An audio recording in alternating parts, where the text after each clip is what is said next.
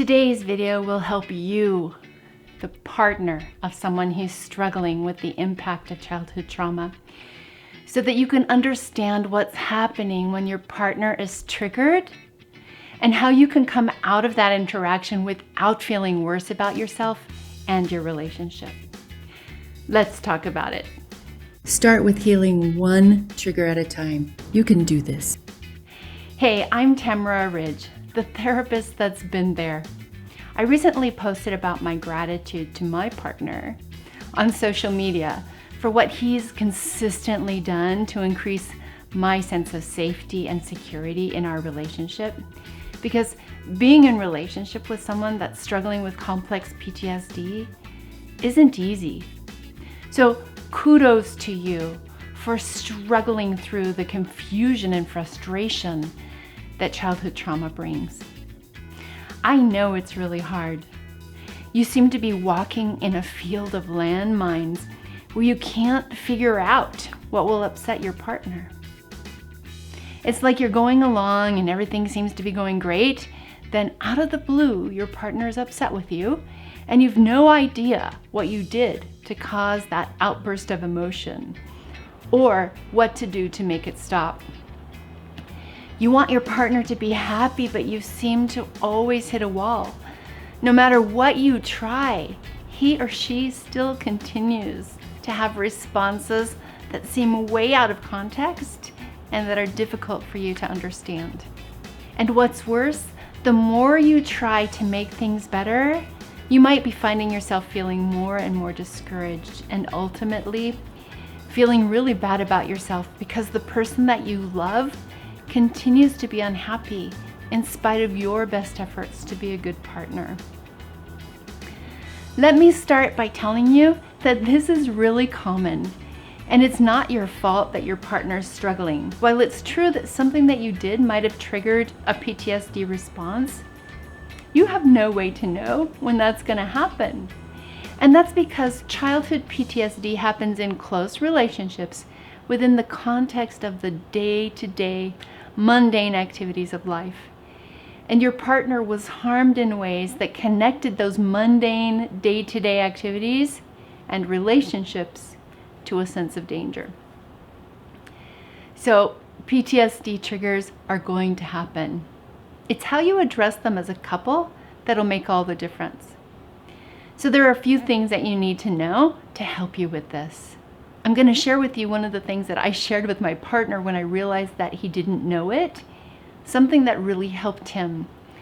When your partner gets triggered, they can't tell the difference between the past and right now. They experience this kind of like time warp or brain takeover, where all of the feelings of the past and sometimes the far distant past overwhelm them. They essentially get stuck in their feelings. If you can think of a time when you were really angry and upset and you couldn't let it go, you can usually make sense of your feelings when that happens because you know what happened that caused the problem. You know what somebody did, you know what someone said. But when your partner gets these feelings from his or her past, they can't pinpoint the source, at least not in the moment that it happens. So the overwhelm feels like a takeover that makes no sense to them. And it also feels really scary. And it comes with this sense of helplessness, like there's nothing they can do to stop feeling terrified. Second thing to know is that when this time warp happens, your partner can't tell the difference between what's happened to them in the past and what's happening in real time. So they get confused about what they're feeling in the moment, and because they can't make sense to recognize that the past is intruding in the present moment, they mistakenly believe it's you trying to hurt them. This is when your partner starts showing the signs that you've learned already to try to avoid. They're the typical fight, flight, fawn, or freeze behaviors that you've come to take as evidence that you were doing something wrong. Try not to interpret their behaviors as a signal that you've done something wrong, and try not to blame them for misplacing the focus of their upset feelings on you. They aren't doing it on purpose. and they aren't trying to hurt you. They're just trying to stop feeling scared and somehow make sure that they're safe. In my own relationship, I've described this problem to my partner as feeling like there's some kind of mental takeover. And I personally can recognize that triggered feeling in my body most of the time. And my response is typically to withdraw into my head to try to determine what's real, how to respond in a way that serves my relationship, and to really never place blame on my partner for my feelings. Now, I haven't always been perfect at it, but it became something that I had to really look at as a strategy, because my withdrawal into my head looked to my partner as if I was ignoring him. He'd literally say things to me and I'd be non-responsive because I was in my head trying to figure out if I was safe or not. Let me say that it takes consistent effort for someone who's been traumatized in childhood to learn to overcome the impact of childhood trauma on adult relationships. But it's possible. I teach that in the Trauma Erase Method Academy, and you can find a link to that in the description of this video. There is something else that I want to tell you about the moment when your partner experiences a trigger. Sometimes they don't even know that their response is coming from the past. So what I'm telling you is they might not even know that they're triggered. So what can you do about it, apart from supporting them to jump into the Trauma Erase Method Academy to start their healing? I also have another YouTube channel that supports greater understanding of your attachment styles and how to level up your relationship that you can find in the description of this video as well. But what can you do when your partner is triggered? First, stay calm. The more you respond to your partner's triggers in a way that someone from their past responded to them, the more likely that they'll treat you the way that they do when they're triggered on a continuous basis, instead of stopping the behavior.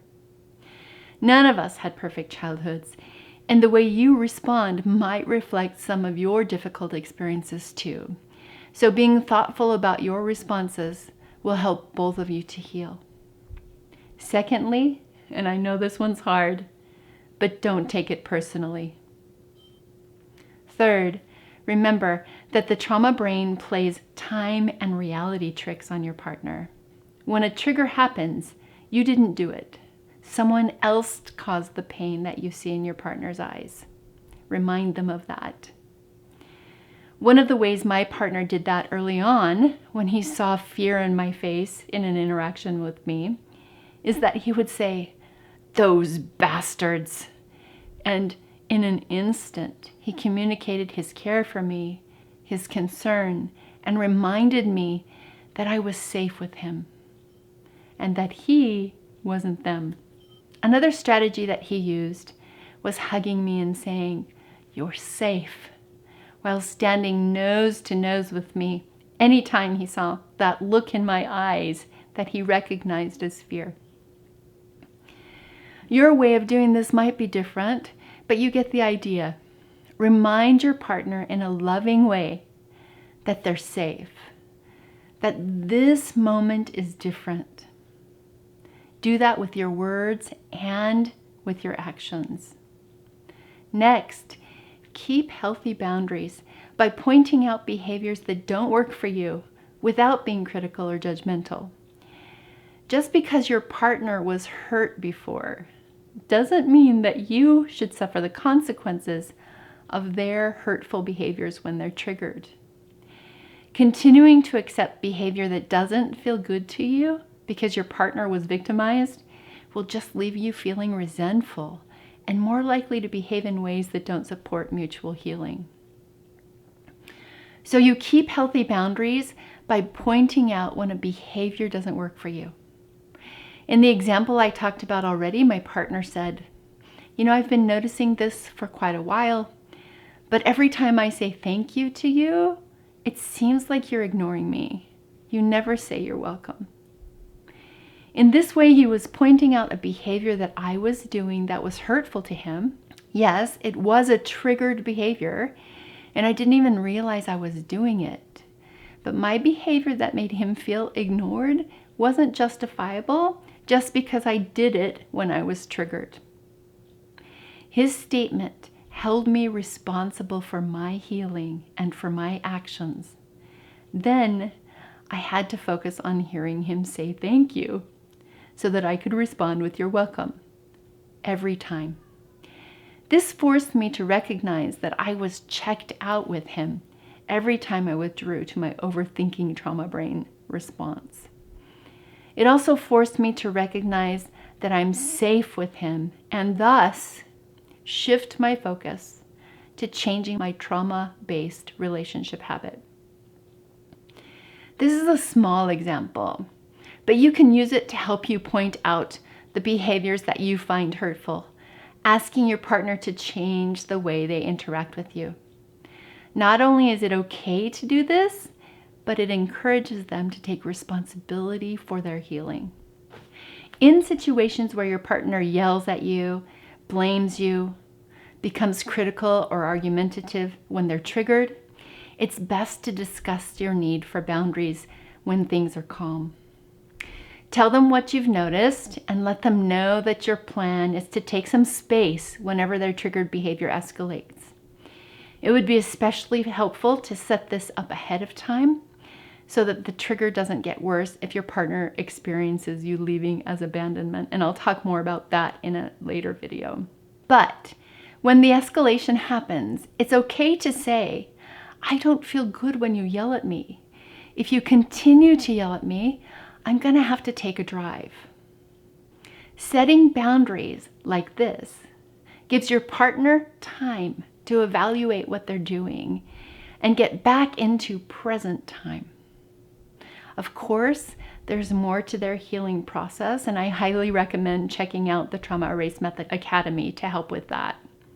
I have one more suggestion for you, but before I get into it, if you found this video helpful and would like to stay up to date as I continue to discuss this topic in more depth, please consider subscribing and hit the notifications bell so that you'll be the first to know when the next video comes out.